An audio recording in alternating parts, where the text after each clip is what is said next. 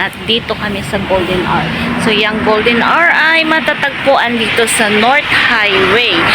Accessible siya sa mga biyahedor. Maganda dito, may mga kape, may pagmaaga sa mga nagbabike, nagja-jogging. So, ito yung area. So, entrance. Ayan, ganyan siya. Kaganda. Pasok tayo. Dito kami manananghalian. Dayon kamo, meaning tuloy kayo.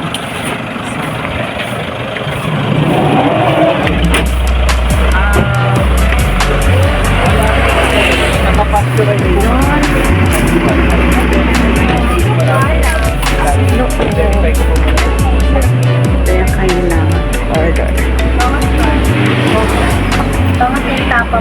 Adapan nila sa akin. Tapos silo. Yan ang kanilang menu. Itong makakain dito. Hindi lang kape-kapehan. Welcome! So, ganito yung kanilang area. Kain-kainan nila.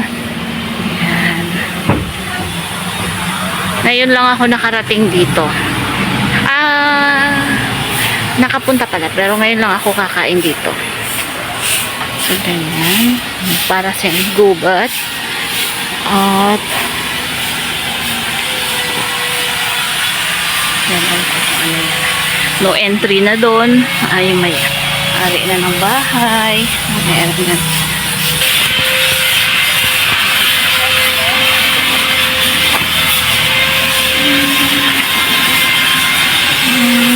Kitchen nila dito sa mga staff lang to. Yung kanilang kitchen off limits at itong kanilang CR.